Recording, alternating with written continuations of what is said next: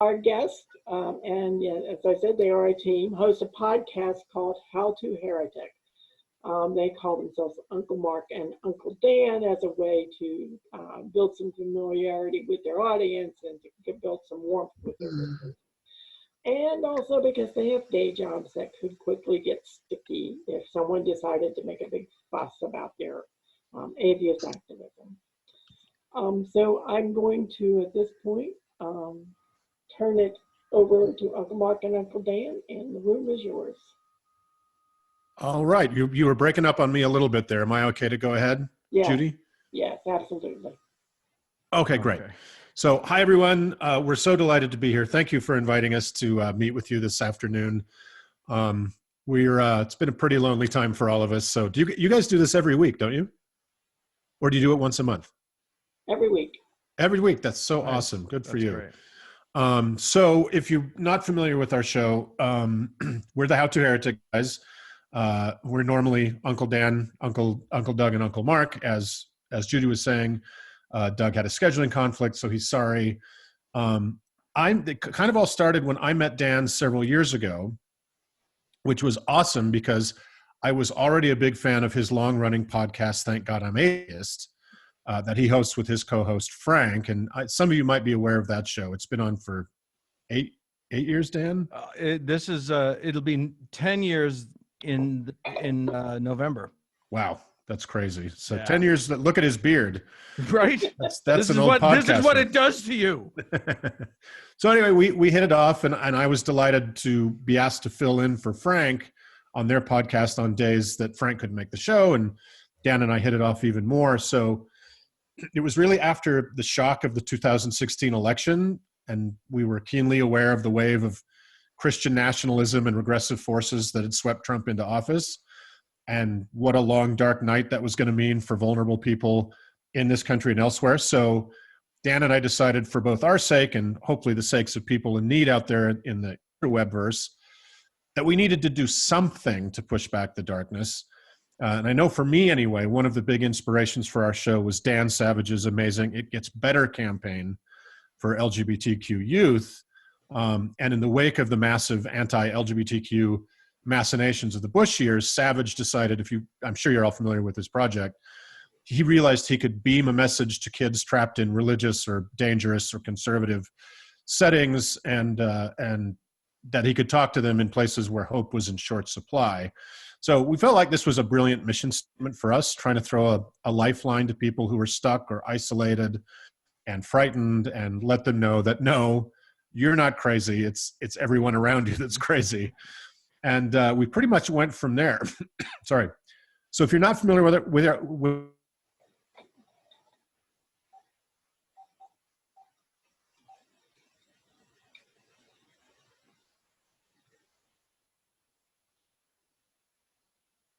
Okay, you too, huh? Okay. When we started, we looked around the podverse and saw that there was not a lot of outreach to the newly out or the leaving curious. There's loads of great atheist podcasts out there, and we're friends with quite a number of those shows. But they mostly tend to be more strident or even militant in their tone, and for people more well-versed in the literature and personalities of atheism, which is great. And obviously that's part of the process and a big part of the community. But as you all well know, we atheists are the most feared and hated group.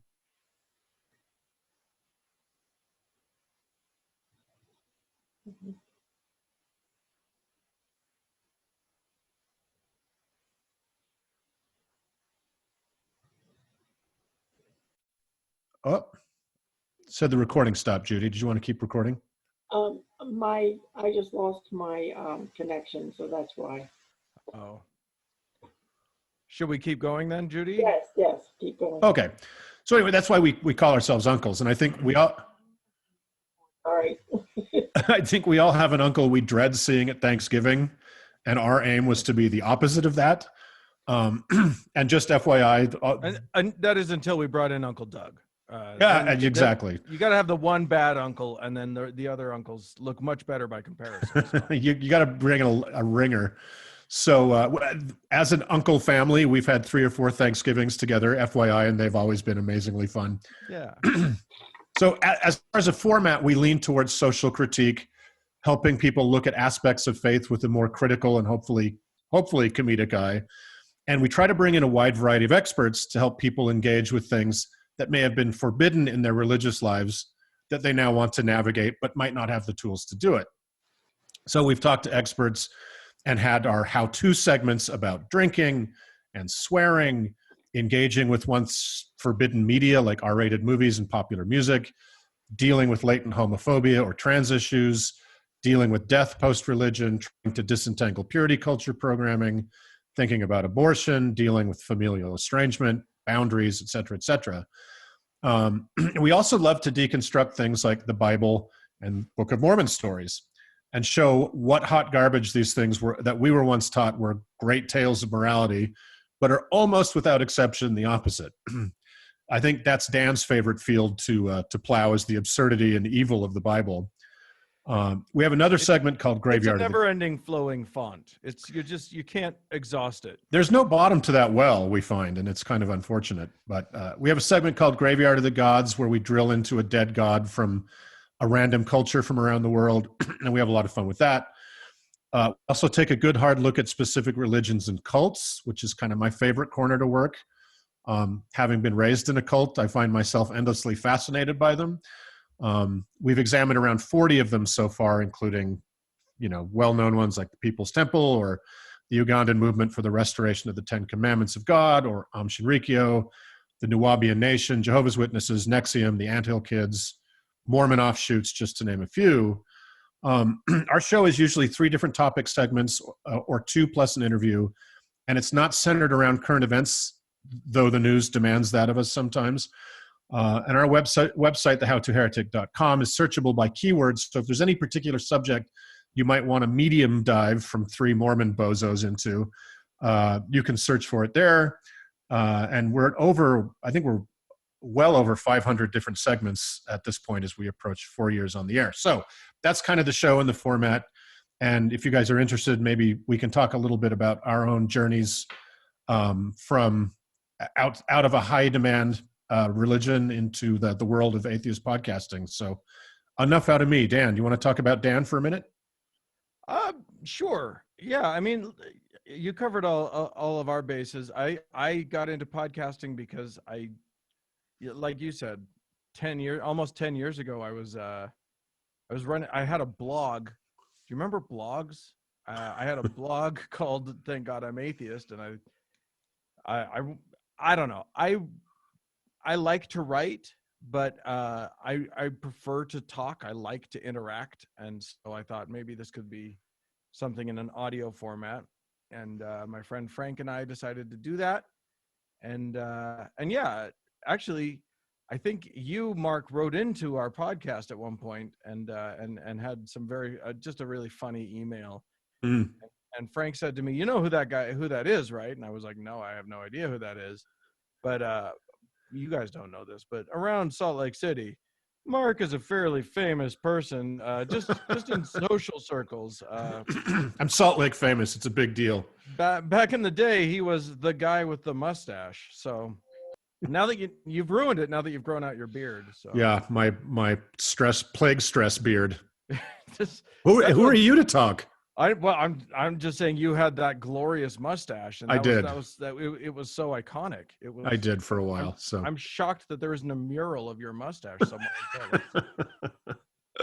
And then yeah, we talked about this, and I it's funny because when we talk about the show, we talk about it in terms of it being for those who are newly out of their religions, but I would say that most of our listeners are probably not that.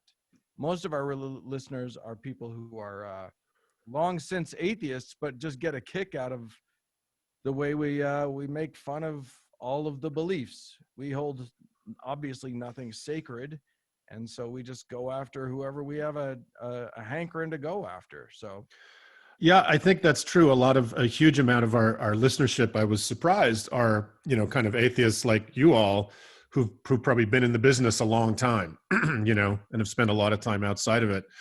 But like I was saying earlier, you know, if you we're good friends with No Illusions and Eli Bosnick and Heath Enright from that side, the Puzzle and the Thunderstorm guys that do God Awful Movies, which is a hilarious show if you're not familiar with that, and Scathing Atheist, and they're pretty strident. Like they throw a lot of elbows and it's rough stuff. And I think if you were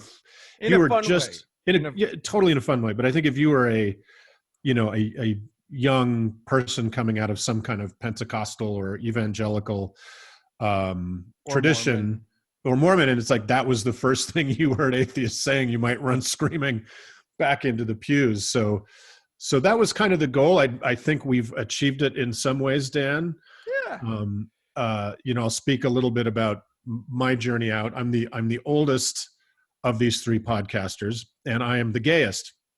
Yeah. So growing up in the Salt Lake City of the 70s and 80s, you may be shocked to realize was not the safest and healthiest place for a young queer kid in the closet to be. I went to a large urban high school, and I don't know if there were any non-Mormons there. They didn't stick their heads up. So I was completely surrounded by Mormons. Everyone I knew, all my teachers, my doctors, everybody in my life was a Mormon.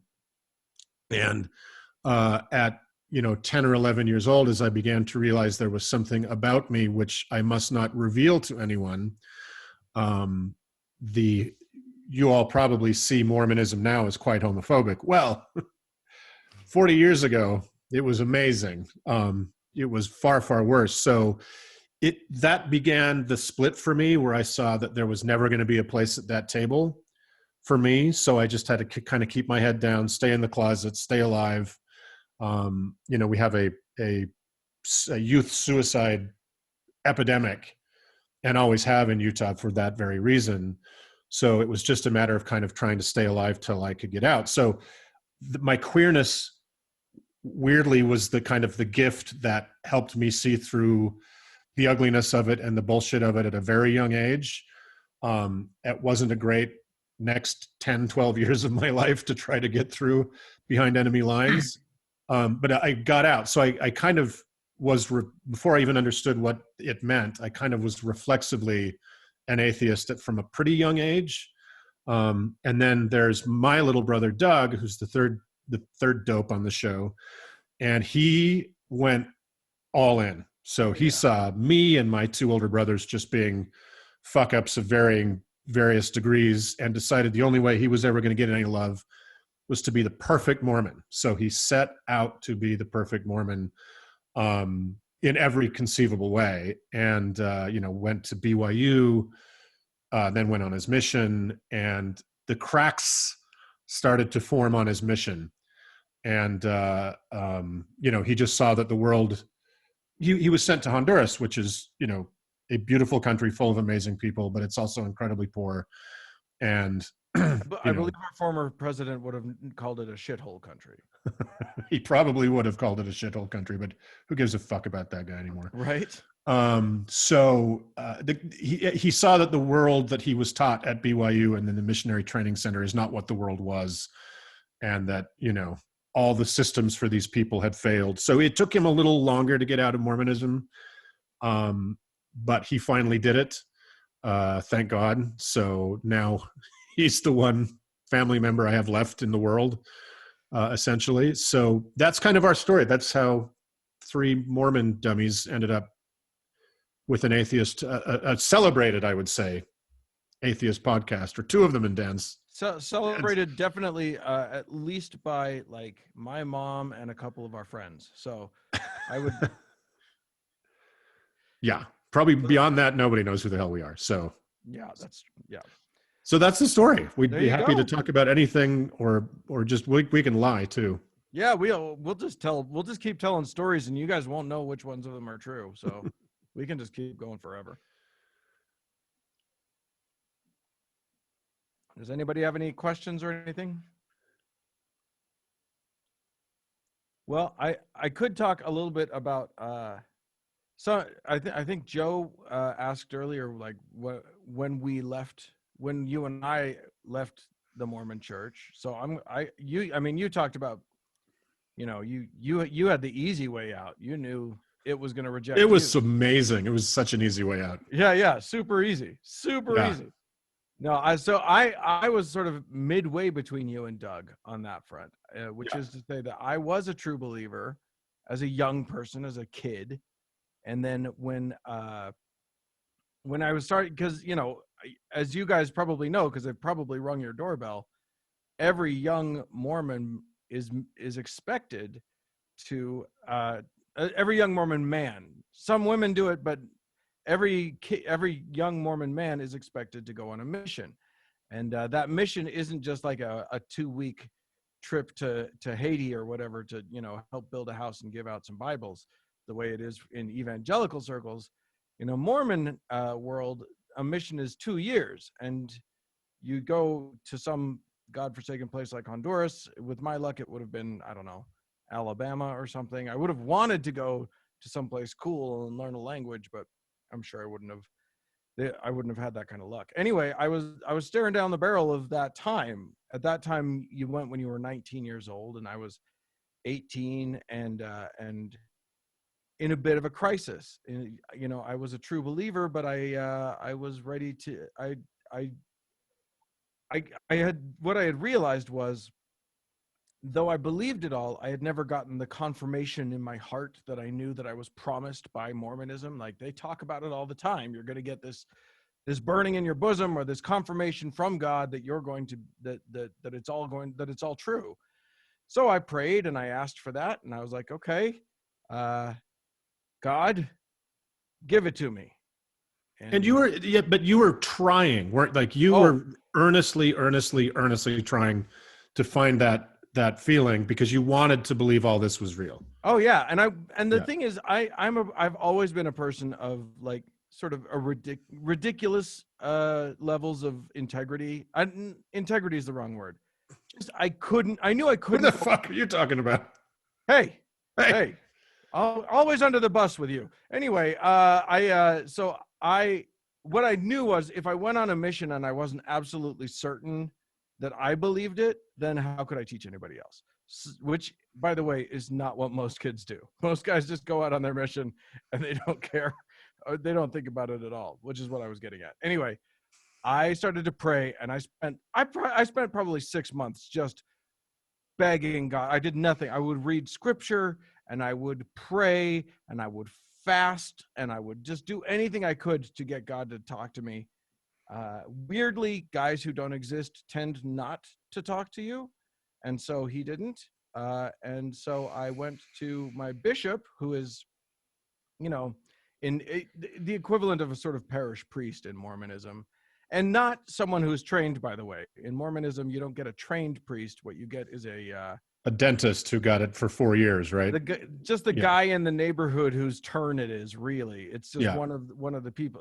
But I mean, he's probably a well-respected, well-liked guy in the neighborhood. Anyway, I go to my bishop and I just say, hey, I haven't gotten this confirmation yet. I don't know what to do. I'm about to go on my mission and I don't know what to do. And he said, well, I can take you through. Why don't you go to the temple, which is a big deal for Mormons. Nobody's allowed to go into the temple until you're like you get a special dispensation from your bishop, and then it's this very important thing.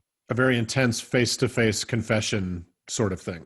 Well, yes, the interview to be allowed to go to the temple is that. Yeah. So I said, great, let's do that.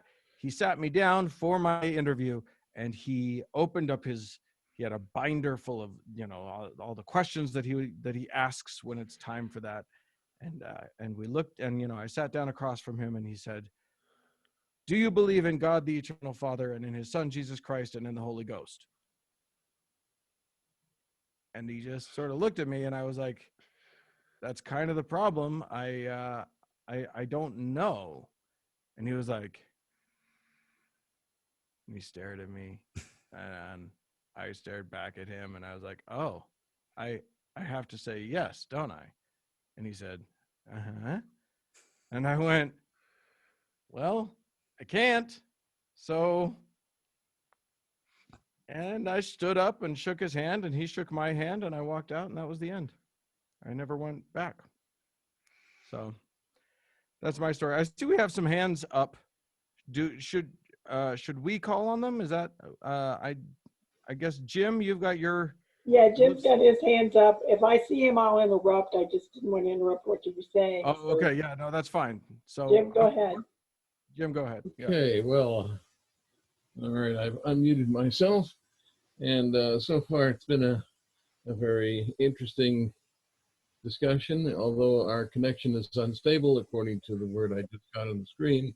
Oh, In any case, in view of the fact that religion is increasingly viewed as empty of information, nothing new to say. What it does have to say is something that's not necessarily of any consequence to the real world. And would you agree with the proposition that never has so much been said about so little? In fact, about nothing at all. And yet, there's no greater fun than that I and many others, everybody here, has than to be here and talk about this very subject. And I think maybe it's because it's a matter of social importance, not religious, not philosophical, but because so many people persist in these weird belief systems, that the only thing that we can contribute as individuals is our willingness to discuss it and to make it to continue the critical stream that's necessary to end it. What do you think, Daniel?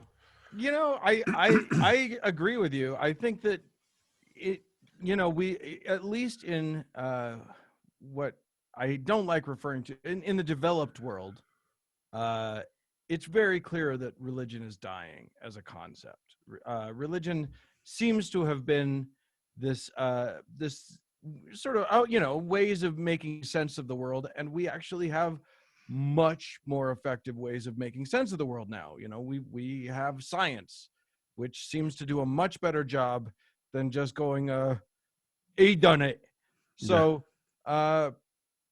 but yeah, I think when a concept like religion is in its sort of final stages, but there are still so many people who adhere to it, I think it's really important that we have these conversations, and that we have them frequently, and that we have them not just among ourselves, which obviously this is great, us sort of talking with ourselves and with each other, but also sort of visibly out in the open, having conversations about religion and why it exists, and why we don't believe in it anymore, and why we can safely reject the propositions of religion.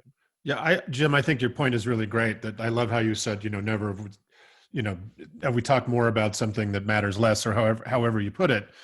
But it's still, unfortunately, it's still such a muscular and aggressive force in the world. And so I think a lot of times, when Dan and Doug and I are talking about religion, it's almost an act of self-defense, right? Like atheists have to know about the Bible as an act of self-defense in this country, certainly. So, but it's also really interesting that we occasionally get people approaching us to come on the show that have no idea what the show is, right? So we got an email the other day, Dan, that was from this woman, a young woman, and she calls herself like the 30-year-old virgin or something. And she wanted to come on the show and talk about being a progressive Christian and living a biblically sexual worldview. Yeah. I saw something about that in the emails. Yeah. And I was like, I think you might not know much about our show. Do you know who we are talking to? And so we got into this back and forth, and I'll admit I was a little bit of a dick in the early emails, but then she was like, hey, you're being kind of a dick. And I'm like, okay, that's fair. I said, let me explain my show to you. And so I said, look, the people that listen to our show are not novices about the Bible, right? Right. Their problem is it's not that they've had too little, it's that they've had too much. Yeah. So, you're not going to come on here and in the same verses and chapters they've read their whole lives, unlock some new mystery. There's not a new edition with 12 interesting pages. There's no secrets left in it. So after I kind of explained that to her, I'm like, look, you don't give a drowning man more water. You throw him a lifeline. You coming on the show is the more water. The people who listen to our show very often are survivors of religious trauma. Now, And other listen, traumas Mark, that go along with that. you may have missed something in this. Maybe she was trying to come on our show so that we could rescue her. Oh, Honestly, that's a woman in need of saving right there. yeah. So once I explained that to her, she's like, you know what? That makes a lot of sense. Thanks for explaining it. I'm like, or you could just listen to one episode of the show and you could have saved yourself an email. But I agree with you. It's like, I don't, there are times I don't want to talk about religion, but I've chosen to do this every week. And it is kind of a defensive posture that many of us have to take. We live in Utah, for fuck's sake. But we have a lot of fun with it. And that's when it gets great, is when you can just really just enjoy. I mean, if the last 4 years have taught us anything, it's that if you're going to be okay in this world, you've got to come to terms with the sort of collective stupidity of humanity. And I feel like we like to play around with with just the craziness that is the shit that humans come up with. And we have a lot of fun with that. And you do it very well. And now I'm going to turn it over to Jim Young. He has a question or comment. Yes, I did have a question. Since it is we mentioned it's a podcast, and my question is, you have a phone number where people can call in? Interesting. No, we actually toyed with that idea a little bit when we were planning the show, didn't we, Mark? So yeah, I think Jim, you're talking about like the atheist experience that Matt Dillahunty does, which is like this. It's kind of a sort of a live stream version where callers can call in and have live conversations. I think we did talk about that, but we've never. There's no space for anybody but us on the show, is there, Dan? Right. No, we're three egos who each want the other two out anyway. So like we can't allow anybody. Who's the third ego? Oh, we have a missing member today. He's not able to join. Oh, okay. Uncle Doug. Yeah.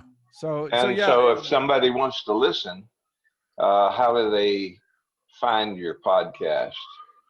A variety of information. Is that information going to be available today? Yep, we can provide that information. If you have iTunes, you can find it there. Well, I don't have iTunes. I have a Windows 10 computer with internet. You can find it through our website. If you go to our website, howtoheretic.com, you can listen to it right off the website from your computer if you want. You can we also have a YouTube channel, so you can watch you don't watch because there's no video. The audio's there. The audio's on YouTube as well. Yeah. So, but yeah, howtoheretic.com. Okay. I'll look it up and listen to a couple of broadcasts. I hope you enjoy. Yeah. Let us, and if you don't, well, I'm sure I will. I watch or listen, either one, to hundreds of YouTube videos every week, and there you go. The vast majority of them are atheist or free thought or liberal in some respect. So we should fit right in with your listening with your I'm sure you will. I'm an advocate for human rights, so that's great. Awesome. Thank you. Thanks, Jim. Thank you. Also, there will be links to. I put links in the email notifications to people to your podcast and to your site. So if you check your email, Jim, you'll find links in there to it too. But it's pretty easy to find. howtoheretic.com. Michael has his hand up, but first I have to ask Michael, what's the dig? Michael's an anthropology person, so I just wonder what's the dig behind him. That's actually Grave Creek Mounds in West Virginia. Oh. I'm from West Virginia. And a good place for you to go visit sometime. Yes. Okay, I'm going to make a assumption here because I'm not a Mormon, but I'm going to guess that during this 2-year period, you probably got like a lot of doors slammed in your face, a lot of rejection going on.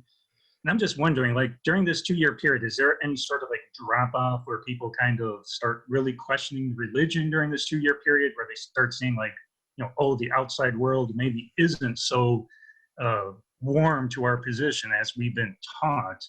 And if there isn't, I'm also kind of wondering, is there something like within the Mormon church itself where they kind of explain this away or have some sort of philosophy to kind of explain the negativity of the outside world?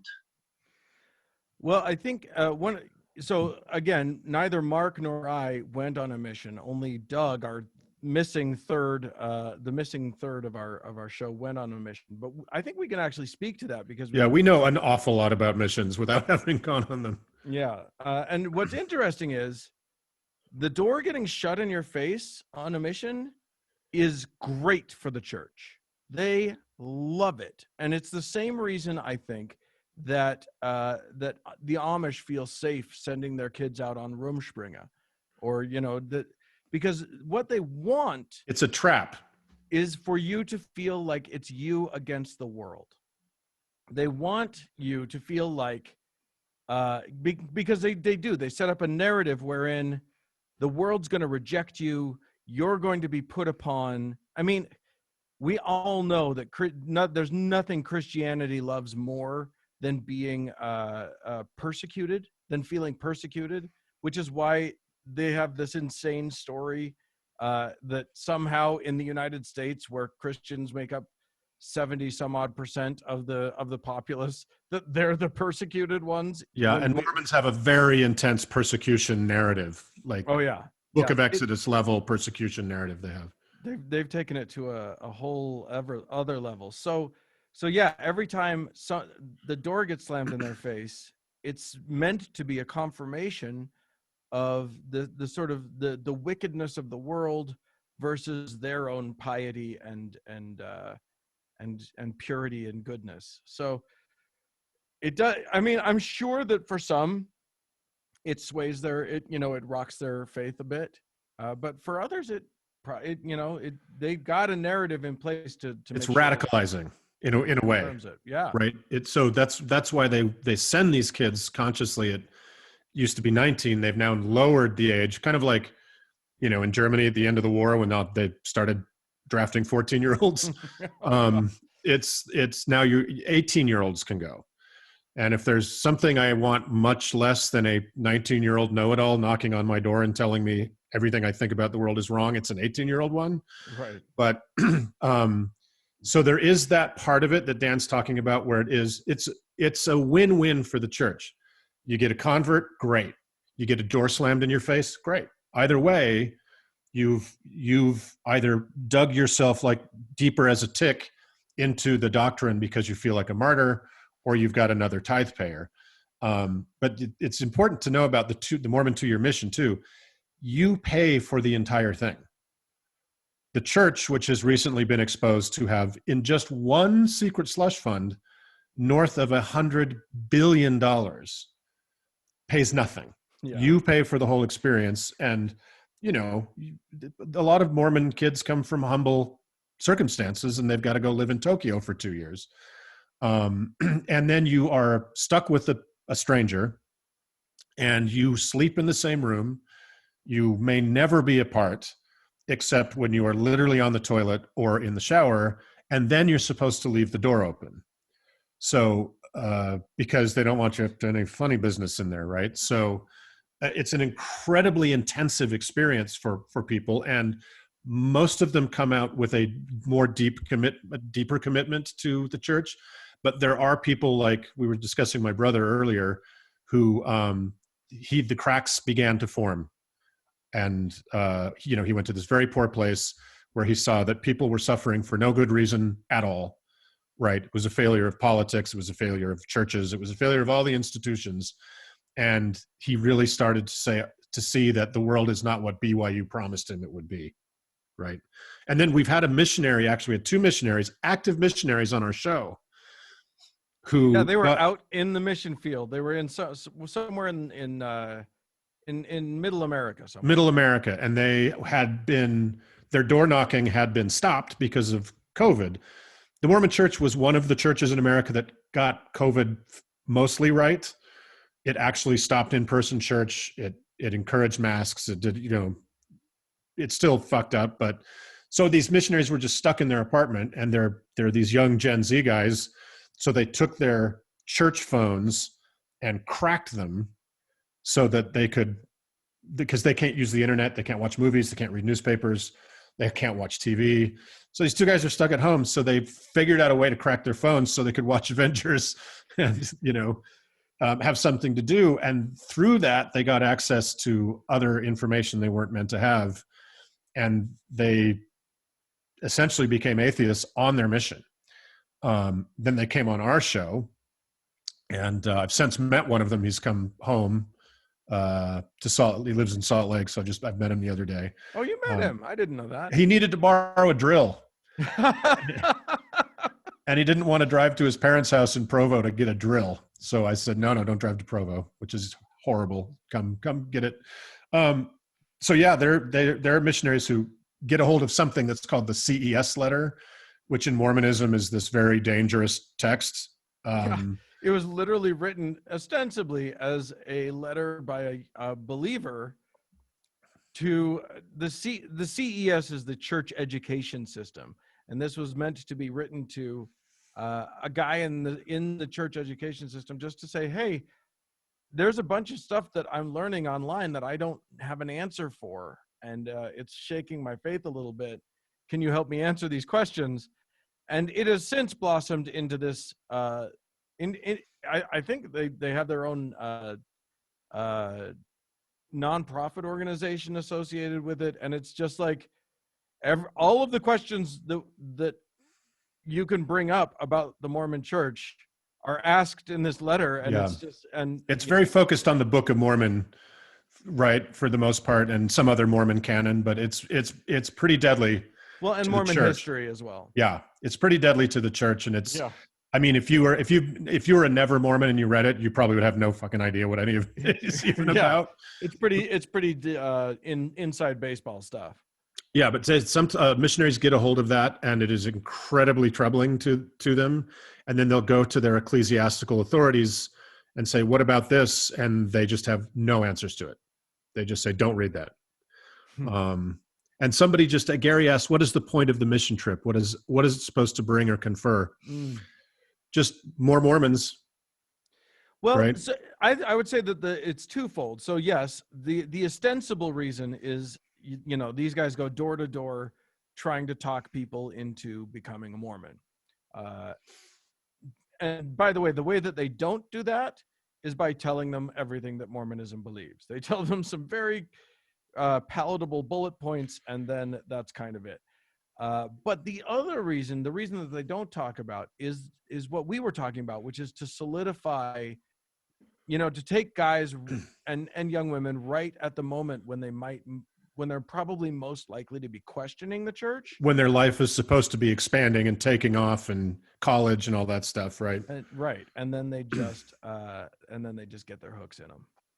When you spend 2 years devoting yourself to the church, when you should be sort of exploring the world, and they tell you that you are exploring the world, but you're not. Even if you're in Italy or whatever, you're still not actually exploring the world. You're just focused on the church in Italian.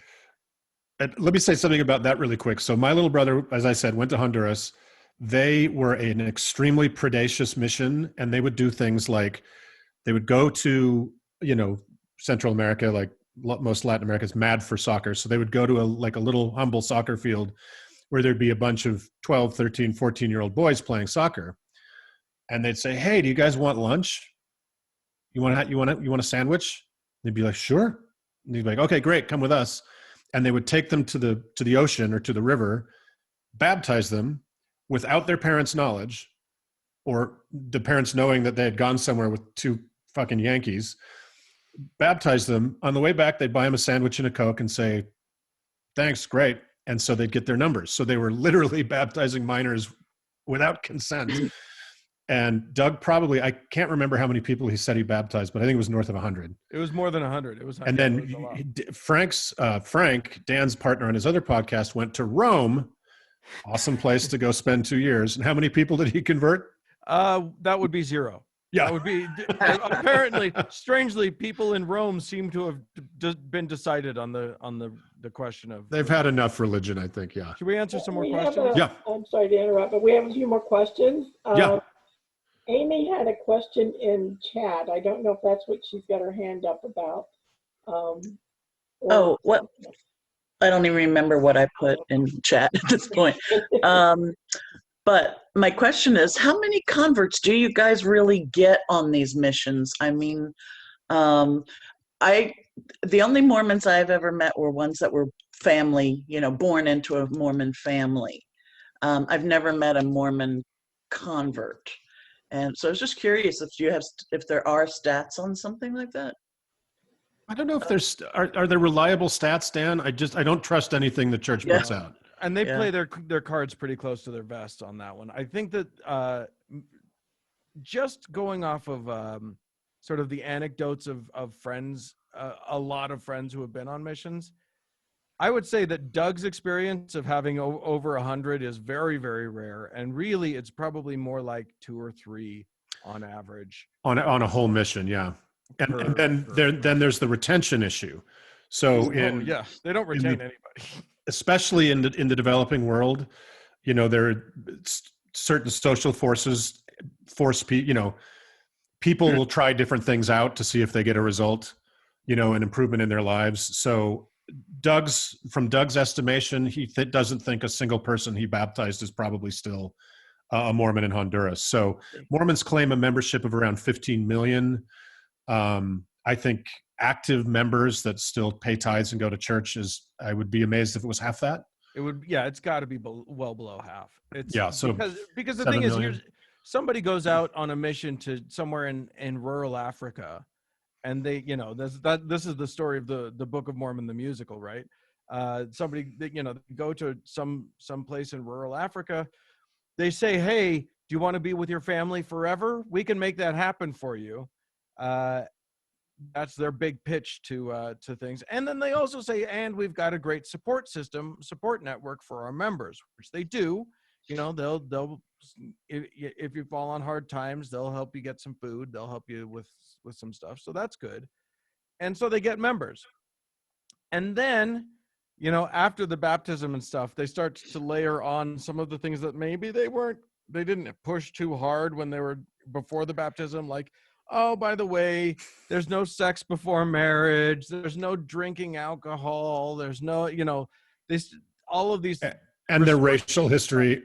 Oh, yeah. Well, they're never going to tell you about the racial history of the Mormon Church. You'll have to find that out on your own if you want to know. Yeah. So they are getting numbers in Africa, in South America, and parts of Asia, but those people may have less access to internet access than a lot of Western countries, because when it's like if Scientologist, the first time a Scientologist or a Hare Krishna approached you on the street, you're like, wow, free book. Okay, cool. All you have to do is go home and Google it. And you're like, oh, fuck this shit. Right. And that's what people in countries with internet access and areas with that will do when they're approached by Mormons, is they'll say, wow, nice guys. They were very sweet. Clickety, clickety, click. No. Yeah. No, thank you. So. Yeah. I used to work with a man who was a reorganized Church of Latter-day Saints. Oh, yeah. Oh, we're not Salt Lake City. No, not. No, they aren't. They aren't. And they're actually way cooler than the Mormons that we grew up with. That group, they ordained women. It's like Reformed Mormon. Like I grew up Reformed Judaism. That's like Reformed Mormon. Yeah, it kind of is. They're in Missouri mostly. They're a bit more chill. They're what happened when Joseph Smith was killed, and Brigham Young kind of won the power struggle to become the Stalin of the Mormon Church and moved everybody out west. They stayed behind, and it was Joseph's first wife and his son that kind of were the origin of that. Sorry, I stepped on Jenny. She's had her hand up for quite a while. So Jenny, if you'd like to. ask your question now. Well, I'd like to first say that I'm one of the few atheists, confirmed devout atheist, if you will, anti-theist, who never read the Bible. Oh, Spent very little time in church, thank goodness.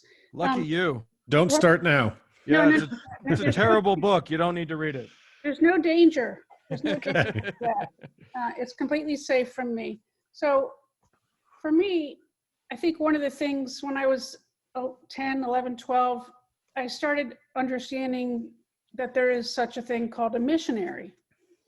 And I was really troubled by that. And my father was active in the civil rights movement, so I think we were kind of expected to think critically. So I said to my parents, I said, they were talking a little bit about missionaries, and I don't know if our church has any. Do you? And they said, oh, I don't know. Maybe our church has. And my dad mostly played tennis on Sundays, so. I said, well, when somebody goes on a mission and they go to another country or another region, the people there, they may already have a religion that they're perfectly happy with. Is that right? And my father said, well, yes, sure. And I said, well, so what gives anybody the right to try to change that? It doesn't make any sense to me. It's completely illogical to me. And he said, well, you're thinking quite logically, in my opinion. So it was a couple years later, I asked him, Dad, are you an atheist? And he said, yes, I am. I have been for most of my life. And Wow. I said, he said, how did you know? And I said, well, I asked you that question about the missions. And I was pretty sure. And I said, why didn't you just tell me you were an atheist? He said, well, we want you to come to these decisions on your own. Now, my father was, like I said, a confirmed atheist from a young age. And one of the reasons, he fought in World War II. He was already leaning that way, but that took him over the top. So I guess war can either make you religious or make you less religious. But anyway, I was just curious about how people, I don't know what kind of reliable numbers there could be about people going on a mission and saying, hey, maybe their religion's better than mine, or just as good as mine, or equal to mine. What the hell am I doing here? Yeah, I think there's a lot of people writing these days in the post-religious literature that all missionary work is colonialism, right?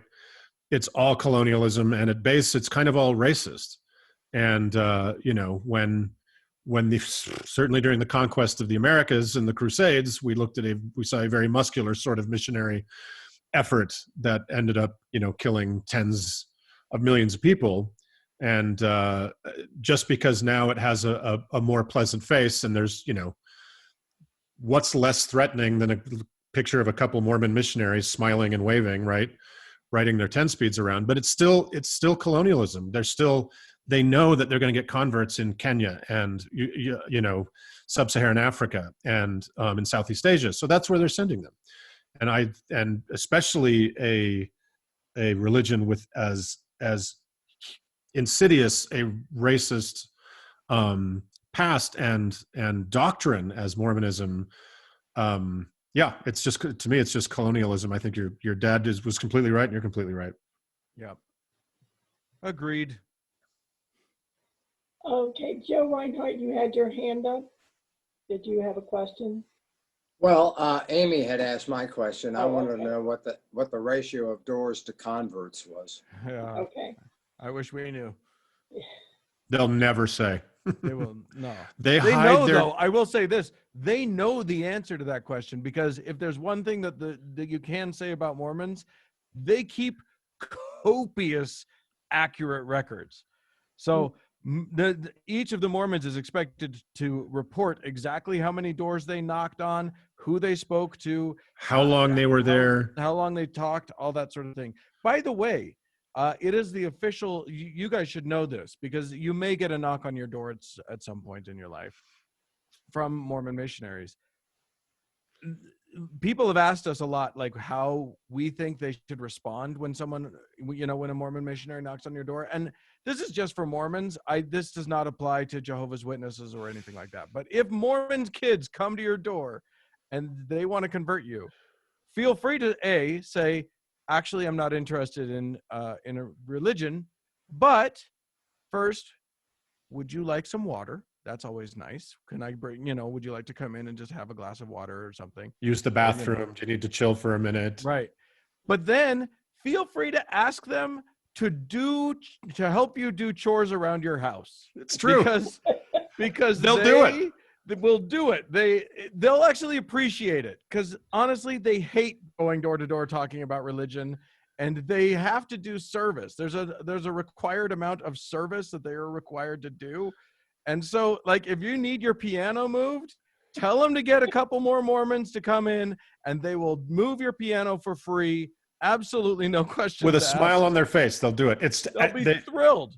It's one of the ways they know they can get their foot in the door is they say, do you need any help around the house?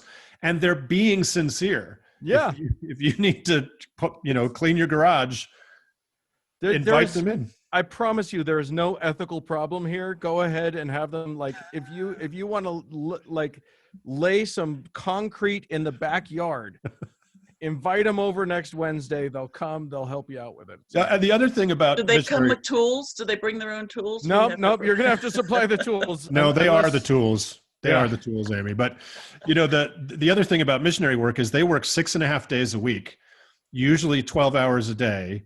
They're on, if they're door-to-door missionaries, they're on their feet 12 hours a day knocking doors, and people are not being very nice to them. Yeah. So I have heard stories from returned missionaries that are like, you know what? There was this family that said, we're not buying what you're selling, but you guys are probably hungry.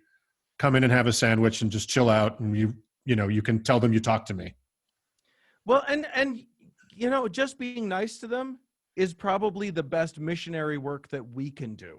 Because when they, tell them that you're an atheist, say, look, I'm not interested in this. I'm an atheist. I don't believe in a God, but let me help you out. Let me be nice to you. It'll blow their damned minds, because these are guys who are told that atheists, especially atheists, are evil, bad people who want the worst for them, who want to oppress them. So when you're the person who's like, come on in, let's have a chat. Sure, you can tell me a little bit about your church, or don't, because it's going to bore the shit out of you. But whatever, you play it your way.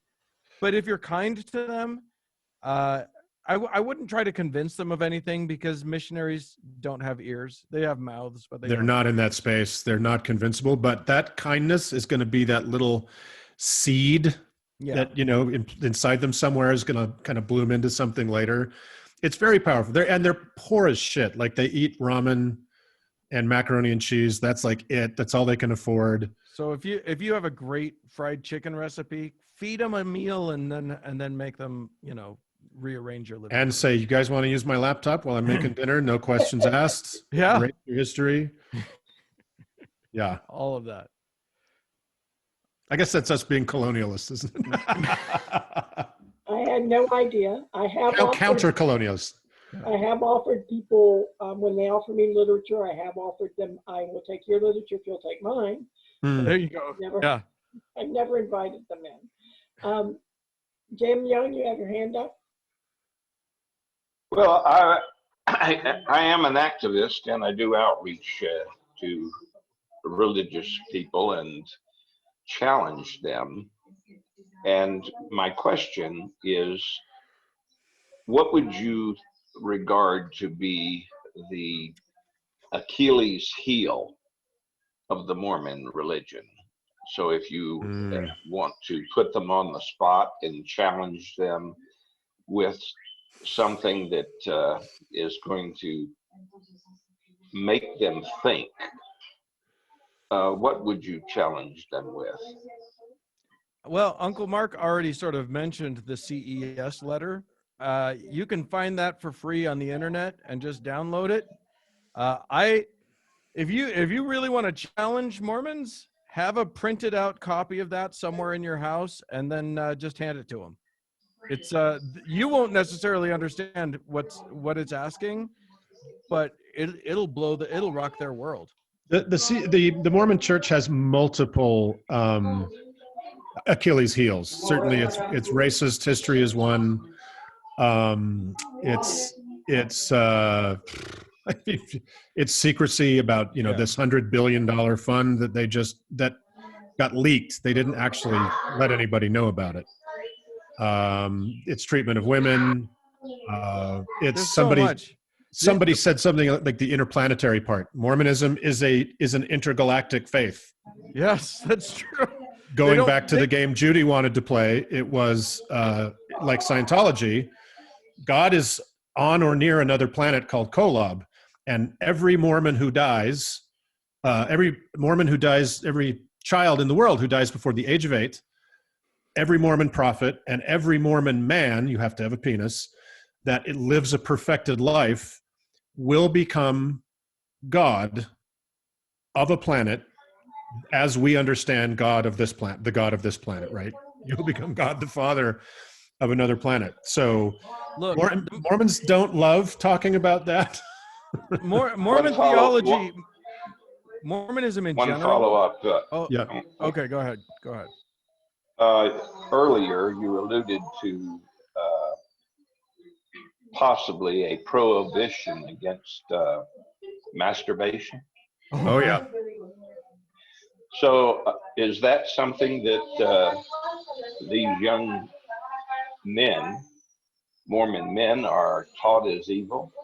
Oh, yeah. Second only to murder. Literally second only to murder. Well, sexuality in general, but yes, masturbation is completely verboten, which led me to plenty of guilt.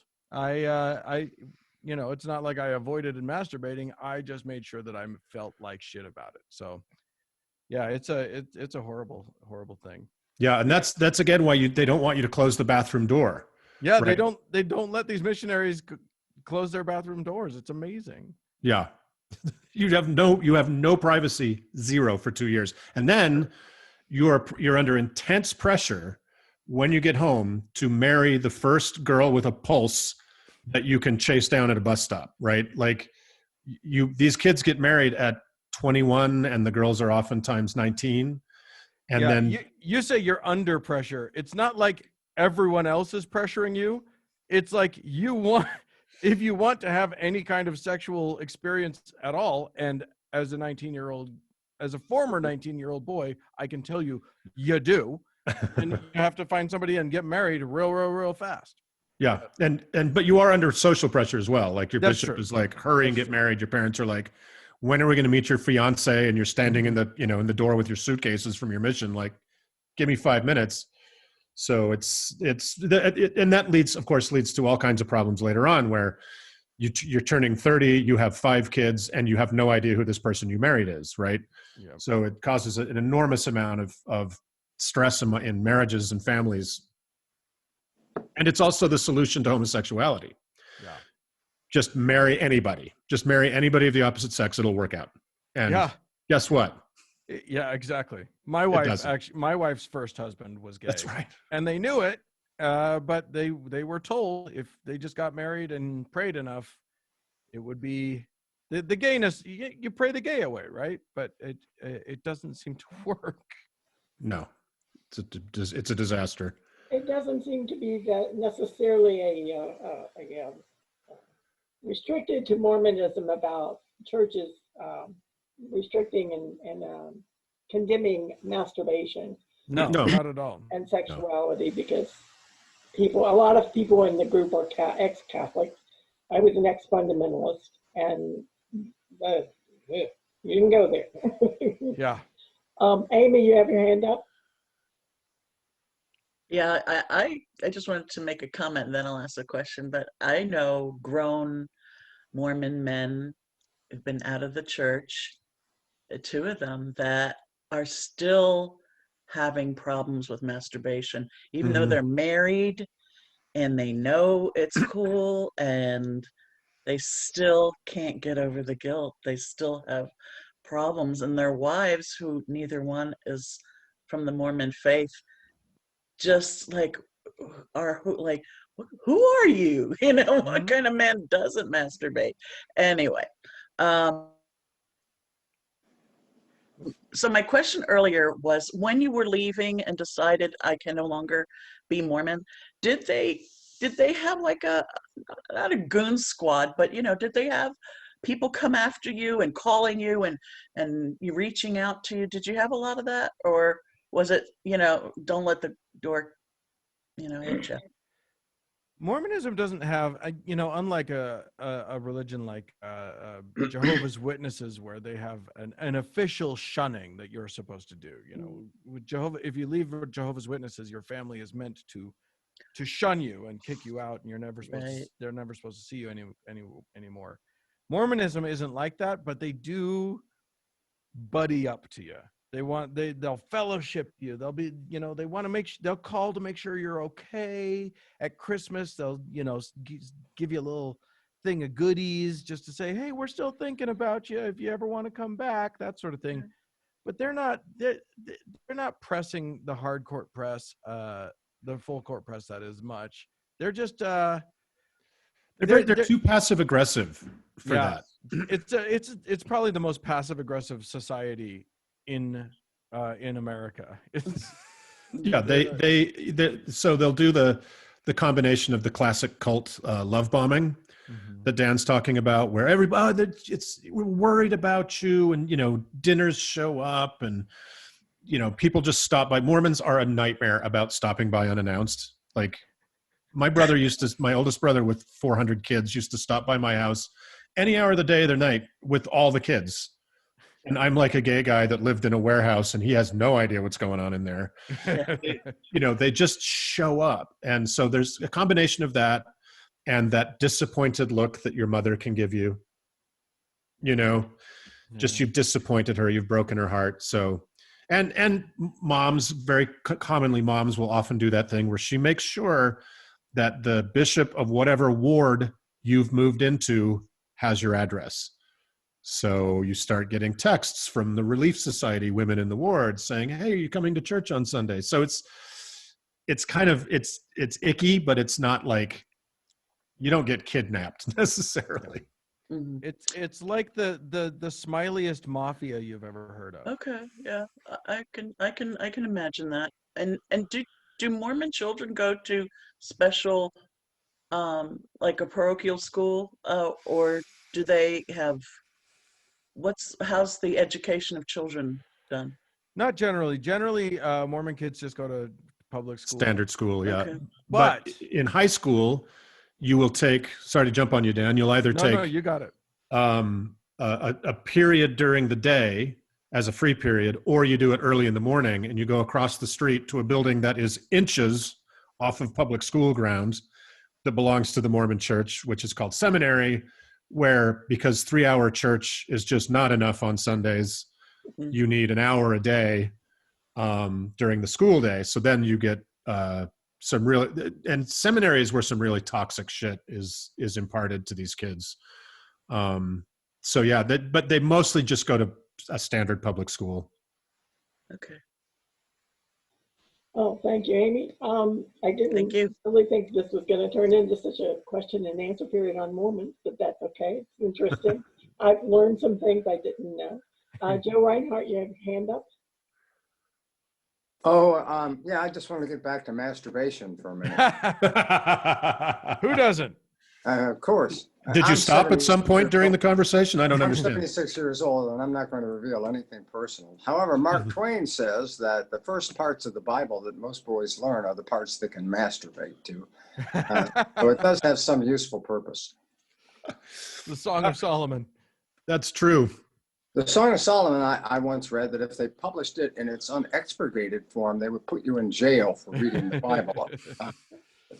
Comstock would have been all over it. Probably. Well, that's funny because this goes to somebody, Brent had a question in the chat that I saw that said, I wonder how many of those missionary pairs discover they are attracted to males. Well, you will not be surprised. It happens. Mm-hmm. There are 2 places gay Mormon boys normally have their first same-sex experience. And this is also true of girls, but just remember that far, far, far fewer young women go on missions than men. For young men, it's requisite. For young women, it's kind of up to you. Yeah. So the two places you're going to have your first sexual experience are Scouts, the Boy Scouts, which is a Mormon sacrament. You cannot go through being a young man in Mormonism without being a Boy Scout. Until the Boy Scouts of America ruined it by accepting gay guys, and then Right. and they broke from them. And so here I was, a young gay guy, and what did my scout troop did? We tied knots. We did scouting shit. We like built bridges, and it was awesome, and it was amazing. But we didn't have any of that like after dark fun. And then the other place you're going to have your first sexual experience is on your mission. And Dan, do you know a gay returned missionary that did not have some kind of encounter on their, like, I know so many. I know so many. I know a lot of gay guys who, yes, definitely had their first sexual encounters either with one of their mission companions or with somebody that they taught the church to or something. Yeah, it's who knows percentage wise, but it's common enough. Yeah, it's true. Well, since we're uncovering so many secrets about the Mormon Church, we had a burning question come up in our a discussion we were having about Mormonism a while back, and that is, when you leave the church, do you have to get all new underwear? Yes, I mean, for people who have been in the church for any period of time as an adult, meaning they've gone through the Mormon temple, they have to wear a certain kind of underwear. They call them garments, temple garments, and they're very long. They're for men. The top is a t-shirt, and the bottom is like sort of like bike shorts almost in length and design. But baggy and hideous, and they're just the worst thing in every way. It's the ugliest thing you can imagine. Yeah, they're the least sexy thing you will ever see in your life. Yeah, it's like wearing a trash bag.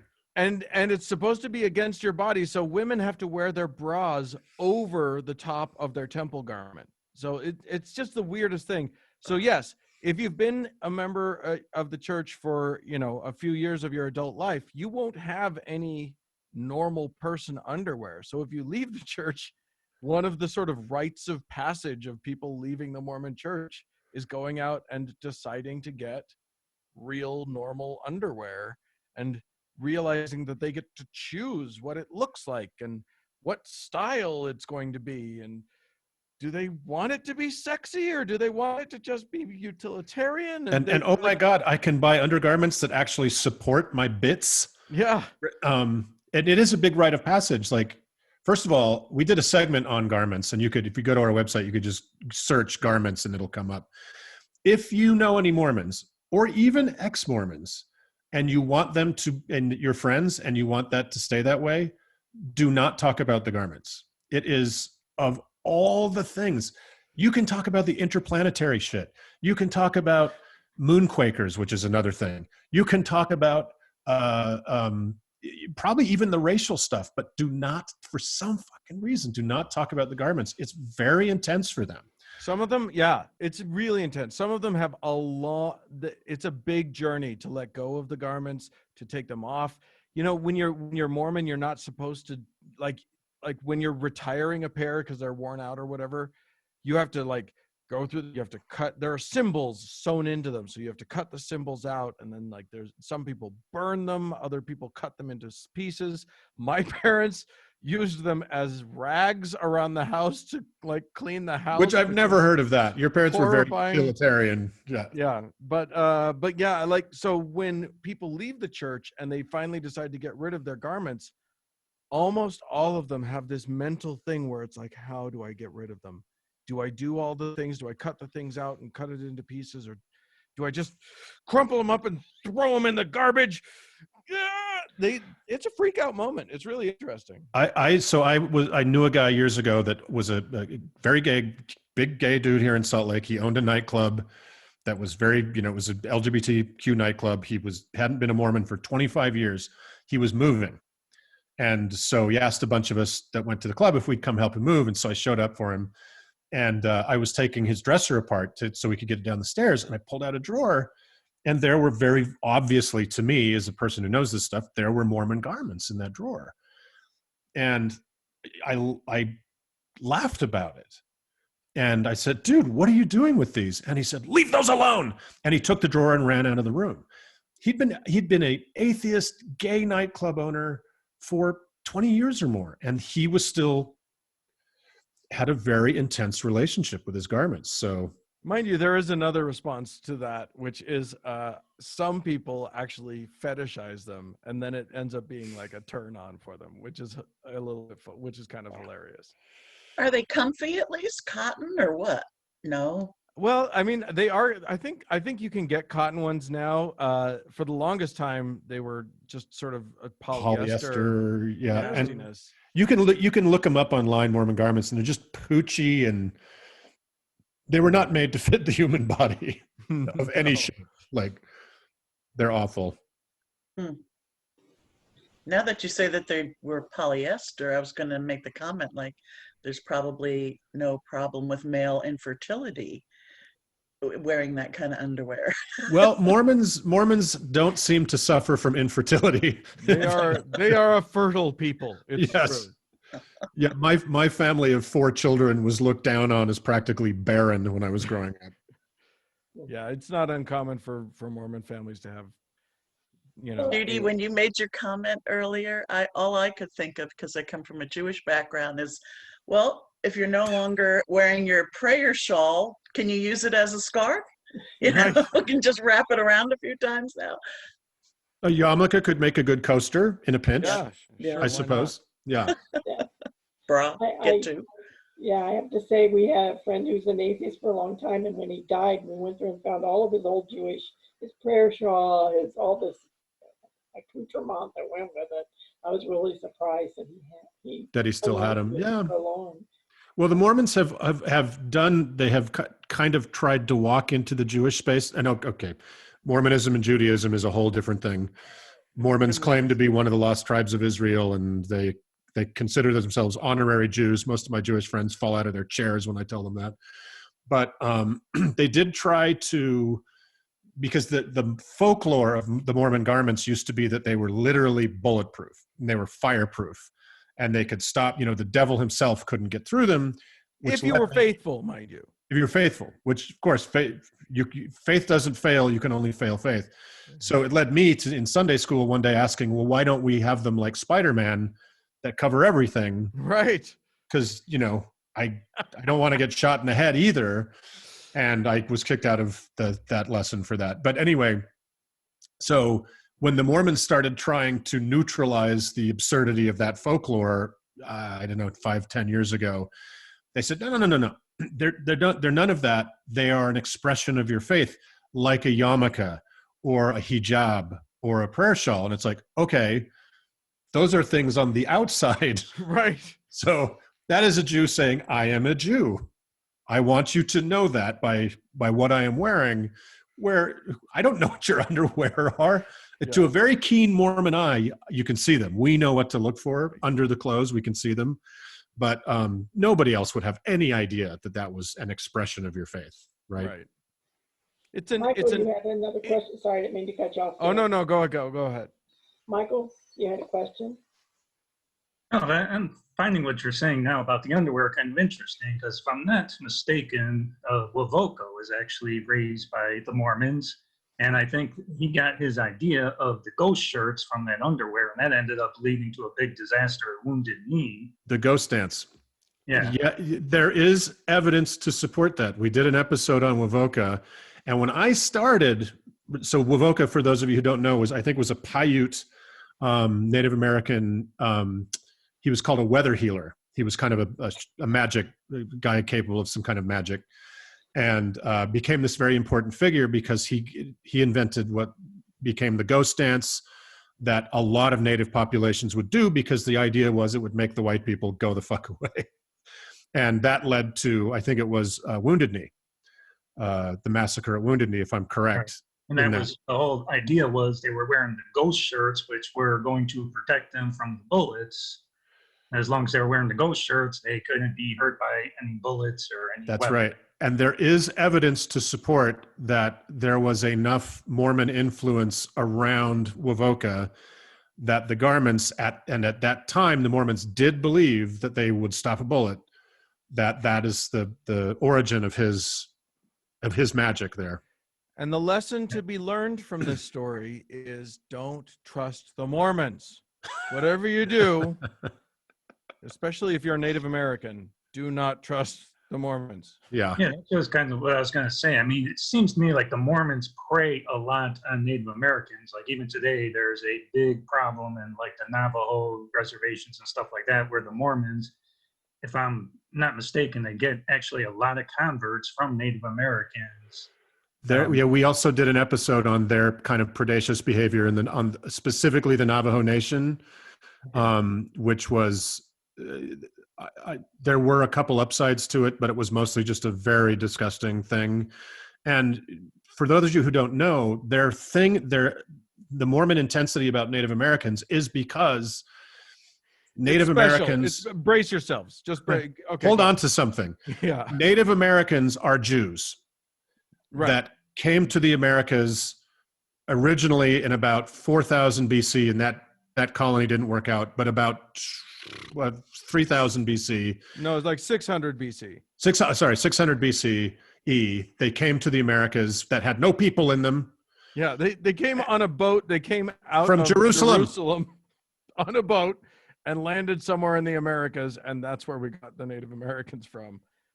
If you whoever was asking earlier about the Achilles heel of Mormonism, the whole Book of Mormon, the founding document of the thing, is just one big matter of fact. If the Mormon Church were an Achilles, it would be 97% heel. So don't. It's all heel. Actually, I was wondering, that was kind of like related to my question. I'm just wondering, because you mentioned that you take on a lot of religious beliefs. I mean, are these mostly European religious beliefs, or do you take on any Native American religious beliefs? Because what I see a lot is there's sort of this idea of the untouchability of Native American beliefs because they're supposed to be based in Native beliefs, but a lot of them actually have a lot of new age beliefs in them. Like for instance, we specifically discussed what's called the Native American Church in one episode, which is really more just white people, right, taking it on. But no, we talk a lot about Mormonism because if this hasn't shown you, we know a little bit about it. But we try to be very globalist in our examination of bad ideas. And here's the other thing: it's not even that they're all bad ideas. There is stuff about religion that's just fucking magnificent. Like it was our first attempt to explain the world as a species. It was many first attempts. And so I think a lot of it has to be understood. You're an anthropologist, of course. A lot of it has to be understood through that lens. But no, we've talked about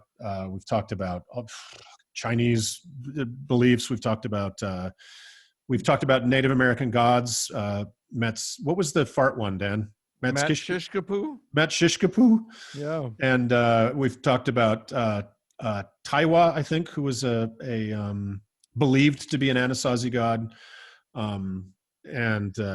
So we try to be very ecumenical. Yeah. Thank you, Michael. Jim Peterson, you had another question. Yes. I've always been curious about how a man like Joseph Smith, back at the beginning of the 19th century, would amass, from what I understand, he was just a regular working person of no particular educational attainment. How did he acquire the information to actually write the book, even despite all the numerous errors and contradictions in it? Plagiarism. A lot of plagiarism. It was there are 18 chapters of Isaiah in the Book of Mormon. Yeah, he just stole from the Bible. He stole from another book that had been published around that time frame, called The Late War. Another one called A View of the Hebrews, which was a preacher that was prominent in where Joseph Smith was from, in upstate New York, which was called the Burned Over District, where there was, whatever reason, the mud of the Burned Over District was where a lot of the madness of kind of 19th century American religions came out of. So what became the Seventh-day Adventists and the Jehovah's Witnesses and the Shakers and the Mormons all came out of that same place. And there was a preacher going around, I can't remember his name, but he had this pamphlet called A View of the Hebrews, which propounded Jews oftentimes are brown-skinned and have large noses. Native Americans oftentimes are brown-skinned and have large noses. Therefore, ipso facto, they are the same people. Voila. Wow, Native Americans are Jews. Science, right? Is there any doubt that he actually knew that he was a con man? You know, here's the thing. We have studied so many different cults, different religious people. I think he must have started out knowing that he was doing something that wasn't true, but I would have no problem believing that somewhere along the line I think he got caught up in it. he just believed it, because that's how human brains work. If you repeat a lie enough times, and especially if you're, I mean, we're talking about somebody who was probably just a charismatic narcissist. You know what I mean? He was nobody. And when he died, he had what, 20,000 disciples? Dan, wasn't it around 20? Something like that. I'm not sure the exact number. He had founded whole cities. In a decade, this guy had created this thing. So I mean, he clearly, here we have in our local area Scientologists, and I believe that L. Ron Hubbard probably duplicates that experience. Those two share so much DNA, I can't even tell you. And as do the churches and kind of what shook out of them, right? Yeah. I think L. Ron Hubbard and Joseph Smith are kind of the two great American huckster prophets out of many, but they stand out for sure. Yeah. You must be in the Clearwater area. Yes. Yeah. I'm sorry for that. That's okay. It makes life interesting. Joe Reinhardt, you had something else? Well, yes. Again, someone has sort of stepped on my question before I got to it, but I've had occasion to look over the Book of Mormon. You can find them in hotel rooms right next to the Gideon's Bible. Yep. And I was struck with the fact that almost all of it looked like it was just lifted word for word right out of the New Testament. So, plagiarize, let no one else's work evade your eyes. That's right. Certainly the theme here. A little Tom Lehrer deep cut right there. Thank you very much. If you guys, it sounds like both Jim and Joe are versed enough with the Book of Mormon that you might actually find the CES letter very interesting, because the author, the amateur guy who just wanted answers as a former missionary, took just passages out of a book like this children's book about the War of 1812 called The Late War, and shows 5 pages of the same text in the Book of Mormon. And then he's like, what is the mathematical possibility that this could have happened? Right. And I wouldn't say word for word, names were changed. So it didn't say Andrew Jackson or whatever. It said Moroni. Right. So he just lifted whole passages. And then Dan and I have this theory that when he wasn't plagiarizing, he was just vamping. Yeah. Because he dictated this thing orally to his buddy, who was on the other side of some dirty towel in their attic, right? And so you can just feel when the plagiarism stops, and there's just like, then the guy, and it's just wandering. It's funny because somebody mentioned Mark Twain earlier. Mark Twain read the Book of Mormon and called it chloroform in print, to which, by the way, then Christopher Hitchens later accused Twain of hitting too close to the mark, considering that it has a book in it called Ether, which I think is very cute. But yeah, it is possibly the most boring book ever written. It is impossible to enjoy reading. It is just work to get through that book, and in part because it's a mid 1800s guy with, as you modest out, education, very little education, mimicking 1600s English, because he's just trying to make it sound like the New Testament, the King James Bible, which makes no sense, because it's meant to be a direct translation of the writings of Jews who came across the ocean. So why would it sound like Elizabethan or whatever it was English? Yeah, exactly, Jacobean English. It didn't make any sense at all, but yet that's what, and so like the number of instances of the phrase "it came to pass" and the phrase "verily," the word "verily," it's in the hundreds and hundreds. Like, it's literally like 2% of the book is the phrase "it came to pass." Speaking of the Book of Ether, and I know you guys, we're probably ending here, but speaking of the Book of Ether, the Book of Mormon, we did a segment on that book, and specifically the unpropelled, unventilated, wooden pre-Columbian submarines that the Jews came from Jerusalem through the Mediterranean, across the Atlantic, and landed in the New World in. So that's we did some math on the submarines. In literal wooden submarines. Now, if you can figure out how that works, full of I'm livestock impressed. and bees. Yeah. Also, it turned around. It was like a it didn't have. It specifically says it doesn't have a keel or a rudder, and then it would just turn different ways in the waves. So we called it like the Devil's Own Shake and Bake. Yeah, it was just. Good luck surviving a year at sea in that thing. Joseph Smith was a lot of things, but a shipwright he ain't. No. So there you go. Well, I'm going to go ahead and close it down unless somebody else has another question. Joe has his hand up again.